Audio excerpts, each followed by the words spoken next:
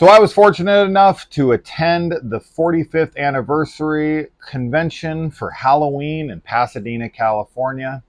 And Trick or Treat Studios had a booth set up, and I was not only able to get the Halloween board game early, because this drops on the 15th. They said they'll be sending them out, but also in addition to that, they also had the Texas Chainsaw Massacre board game. They go for $60 a piece.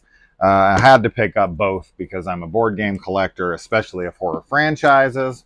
And so there you go. Now, the Halloween franchise has one other board game in the works currently from Stop the Killer, which is a Kickstarter company. They did a My Bloody Valentine game. They did a Silent Night, Deadly Night game, and they just announced a Scream game, but they currently just did a Kickstarter on a Halloween 2 board game. Now, I will compare the sizes of these games so you can see, and I paid about the same exact amount when everything was said and done for the Stop the Killer games. The Silent Night, Deadly Night, and My Bloody Valentine games that I have, that I purchased, they were like $40 to sign up for the Kickstarter, and then months later when they finally are ready to ship them out, they charge you for shipping, which is like $20. So I paid like $60 for those games each, and I paid $60 for this game. I didn't have to pay shipping because I bought it in person, and the quality and size difference is pretty immeasurable.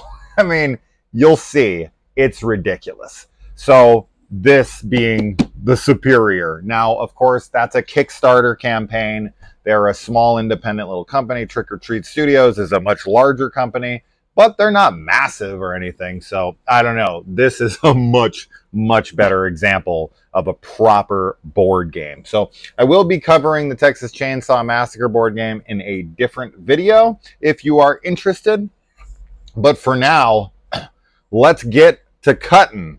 So here we go. I have seen the contents because they had them laid out on a table. I'm sure leaving this thing unopened would make it more valuable in the future, but I don't care because I didn't buy it to not play it, and I did not buy it to just have it as a display. But I did also buy it for it to be a display because it's cool as hell. All right. So we've got the cover here, which I'm going to get an overhead shot of these. Let's go through this, shall we? Open it on up. So inside, just blank. So no artwork on the inside there. All right. First, we have the rule book with the classic Halloween pumpkin poster. It is the night he came home. Michael Myers is stalking Laurie and her friends, who are trying to get everyone together and escape. Loomis and Sheriff Brackett are on their way to help, but as the body count rises, will they be too late? Find Tommy, find Lindsay, find the car keys, make it to the car to get out alive. Now, obviously, they're not following the events of the movie, which is fine. This is an alternate reality for that. Okay, so this game is 2 to 4 players, recommended ages 14 plus. I'm assuming that's because it's horror and not because of the difficulty, but maybe, we'll see. And the time it says that it will take is 60 minutes to play a game. But that's, of course, once you actually know how to play, and mostly these games are super complicated to figure out. So, okay. Now, we've got also this board here, which has the poster on the other side, nice sheen to it. And then this, which I don't really know what this is yet. It is maybe, I don't think it's my board, but no. Oh, wow, there's a lot of inserts and whatnot. Okay, this is the board. Okay, so we've come across the board. The board is a standard sized board, like a Monopoly size. But there is the actual board itself. We've got one down here. Boom. And then we've got this side here. There.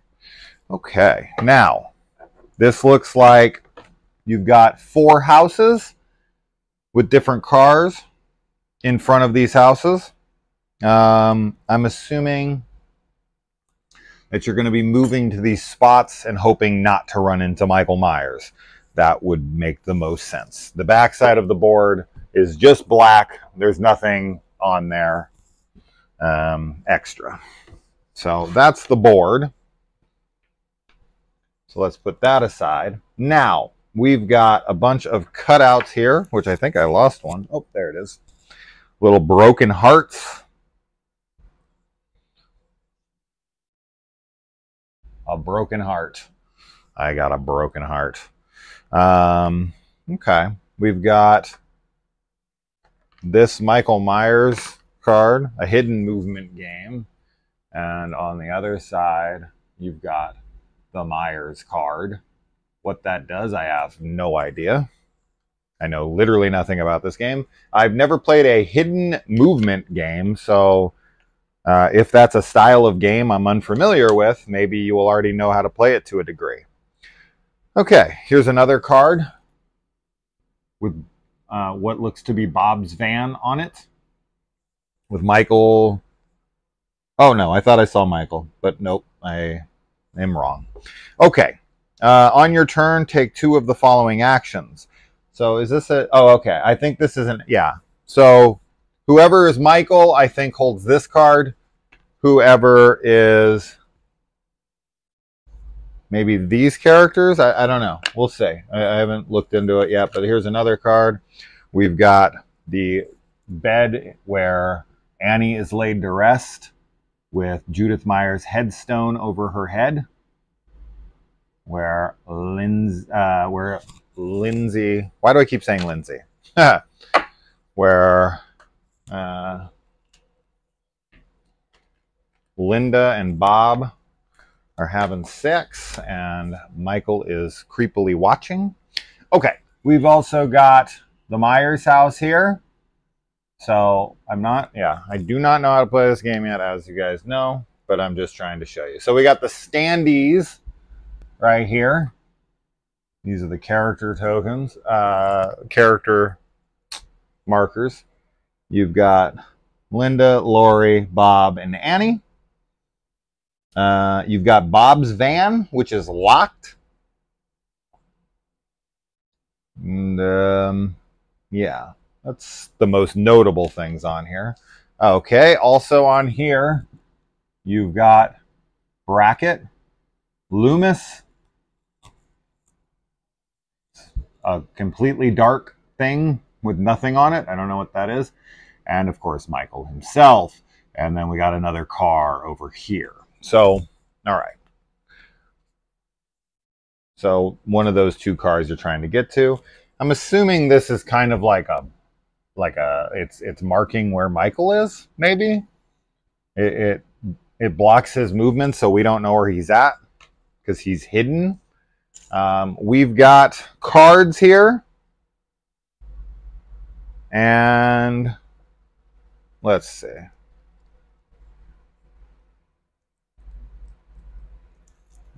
There's no tab on these cards that I'm seeing to open. Oh, I think I got something. Okay. I definitely don't want to damage anything.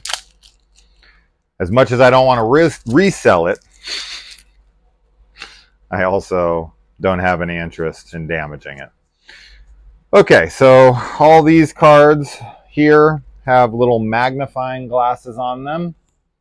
And we've got a whole mess of different items from Tommy, a key person, Lindsay, little Lindsay Wallace, and Tommy Doyle. So those are 2 little cards there. There's keys under them for some reason. You've got the blue car key, the yellow car key. You've got a rabbit and red matchbook. There are 3 of these. You've got the handgun, Loomis's handgun, I'm assuming. You've got a frying pan, a kitchen knife, bunch of ammo for the handgun, I'm assuming. Lori's knitting needles she stabs Myers in the neck with. A baseball bat. I guess they're crossing over Shelley Duvall from The Shining. A hairspray can. I don't know. Guess somebody brought that. A shovel. So we got a bunch of different random weapons around the house. Bed sheets. Guess Michael's going to put them over himself. A phone book. As a free action, stagger Myers if he's in an adjacent space, then discard this card. Okay, so that can be used as a weapon. Bandages, you've got 3 of those. As an action, heal up 2 damage from you or an adjacent character. So bandages. A coat hanger, good old eye pokey coat hangers. Skateboard. I don't know whose skateboard that is. I'm going to go with Tommy's. An iron. Hot coffee. A telephone. Board games. What does a board game do? As a free action, take an extra token and stagger Myers if he's in an adjacent space. Dude, he's always going to be in an adjacent space, I guess. A whiskey bottle.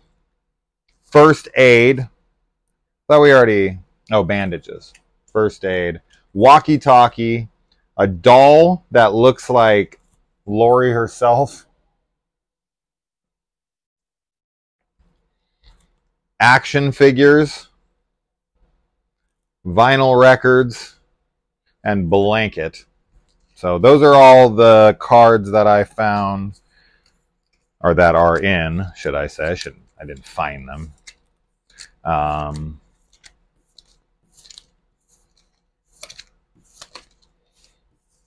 So, well, that's those. Okay. Next up, we've got some Michael Myers cards. Boom, boom, boom, boom. Maybe 15 or so of those. So Myers on one side. And then these are what the cards look like on the inside. Seem to have the same picture on all the cards. Some are red, some are brown, some are blue. Oh, okay, never mind. I was looking at them in the camera. 2 browns, 2 blues, greens, reds. Okay, I don't know if the color matters, but as a free action, reroll die or heal 1 damage. As a free action, reroll die. So these are the Myers cards. So when you're playing as Myers, I think everyone's going to want to play as Myers, aren't they? You got... Here's all your cards. I'm assuming you passed these to the people who are playing these characters. You got Loomis, Brackett, Lori. I can't tell because I'm not looking at them. Linda. It's funny that they got Linda's last name here because I never even knew what that was until Rob Zombie released his movie. Bob Simmons. And good old Annie Brackett. And, yeah. So on the back, it tells you your health and your card limit. Annie has the lowest health and the highest card limit. And everybody else outside of Linda, funny enough, Annie seems like one of the stronger characters. Even though her health is a little lower, she has a 6 card limit. Bob has 4 health, 4 cards. Linda, 3 health, 4 cards. Lori, 3 health, 4 cards. Sheriff Brackett, 4 health, 4 cards. Loomis, 4 health, 4 cards. And then Annie has a whopping 3 health, 6 cards. So I don't know why she gets so much more. But Annie seems to get a lot. Maybe it's not a good thing to have more. And then you've got Loomis and Brackett come with their own guns. I guess the Loomis and Brackett characters get guns from the start, because that's an additional thing here. And then we've got a staggered card, which I'm assuming is applied to Michael when he's been staggered. And then on the other side, ready. So this must be Michael's card. You've got the standees, little stands for their characters. And you've got 5 dice. 5 dice. Okay. And on these dice, they are black with knives on them. So on one side, they are completely black. And on the other side, they've got little cute red knives on them. This one has 3 knives, 3 blacks, and I think they all do. Yes. So you have a 50-50 chance of rolling a knife or a black. I'm assuming you don't want to roll a black, but maybe these are Myers dice. I wonder. Oh, I just rolled 4 knives and 1 black. Ooh. I don't know if that's good or bad. There's extra stickers here that are to be put onto the bases of your standees. So the colors here are placed on them. Okay. I thought that I was going to have to put their stickers on all here. These are always frustrating to me. Like, you seriously couldn't put these on? I don't like having to put stickers on things in board games. I'm always like, I don't want to mess it up. And then we have a dry erase pen, which will dry up in about a year or less and be useless, and you'll have to buy a new one. And then nowadays, these games always come with extra bags so that you can, you know, put things in bags, which is really convenient. I'm really happy they started doing this. So that's really cool. That's a really cool addition to these games as of late that I've noticed. And that seems to be everything that is in this box. So quite a decent amount of stuff here. Got a bunch of cool little cards and whatnot. It's always, you know, at the end of the day, we were going to buy these things, right? Us suckers that love this crap. We are always the marks. And, like, I hope that this is a fun game. I hope that, you know, when we go through the instructions and we read what it's about and all that stuff, that we like it. But even like something like the Freddy game, both A Nightmare on Elm Street board games, which I have both of the ones from the 80s, they're terrible. I brought them out to play them. I had an unopened Freddy's game, and I opened it up to try to play it, and it is so poor. It is so poor. It is so lame. They were clearly retrofitted to be Freddy games when they were not originally. And it is frustrating to try to play. It's a whole 3-dimensional game, and the characters and everything are not even from any movie. It's clearly some kind of retrofit. They're like, well, we can sell it because it's Freddy. This game sucks, but it's okay because people just want Freddy content, which is so lame. It's just such a lame thing to do. So there's that. Okay, so now I'll take a peek in these instructions to see what it looks like, the kind of game it is. I'm not going to read the entire instructions because that would take forever. I did that once when I did an unboxing of the Shining board game, and my entire audience fell asleep like 10 minutes in, and at the end of it, none of us knew how to play it because it was so complicated. I own both Shining board games. I played the Escape the Overlook Hotel board game, which was absolutely dreadful, and I have no interest because the thing didn't even work. It's like a mystery game that you have to solve, like a crime, like one of those hunter killer type things. And yeah, one of them, like a few of them didn't even make sense. You looked them up because we were like, these don't have answers. And then I looked them up and yep, sure as hell, they did not have answers. So that was super lame. Okay, real quick, let's see.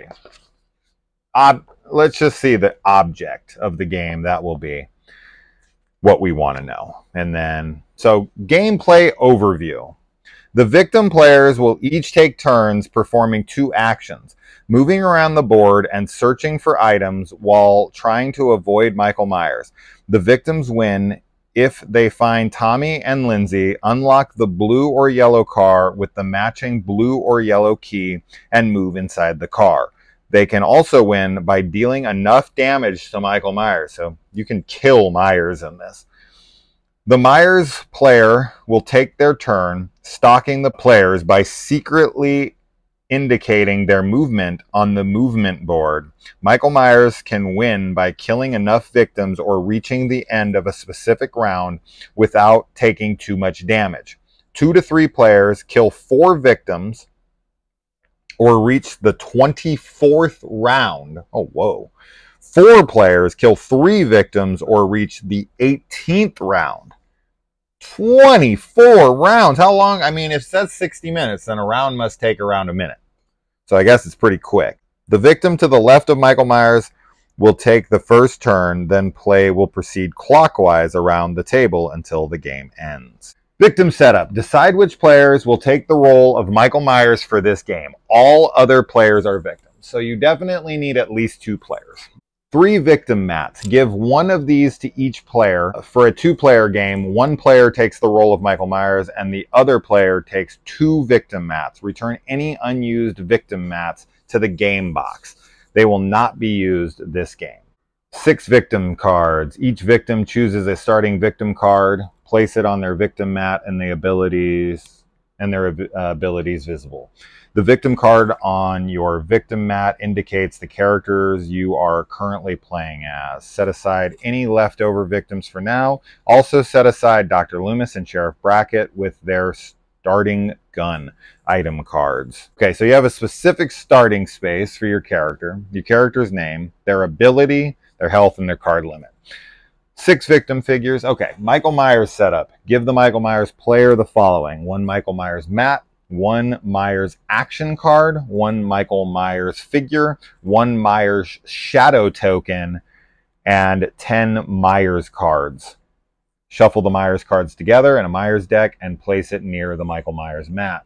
1 secret movement board with dry erase marker. After the victim setup, the Michael Myers player, okay, so Michael Myers carries that mat we were talking about. Should secretly choose any outdoor space, one that is not inside a house or a car, and write the space indicator, letter, and number combination on the 0 line of the movement board using the dry erase marker. This represents where Michael Myers begins the game. The other players may not look at the movement board. Okay, so Myers remains hidden during the game, which is very cool. So you're stalking them and they don't know where you're at. I love that. I love that. I think that's fantastic and definitely something I'm looking forward to learning more about in the end once we have read these instructions and understood them.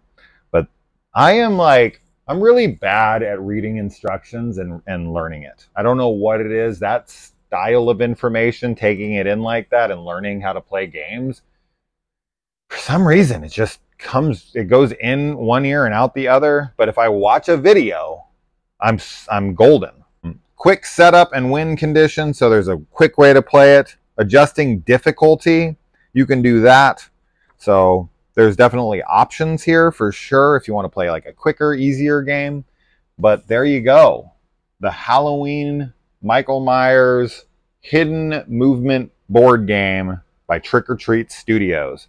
So I hope you guys enjoyed it, and I will see you in the next video. Make sure you subscribe to the channel if you want to catch up on literally anything horror. We basically cover it on this channel. So, all right, guys, adios.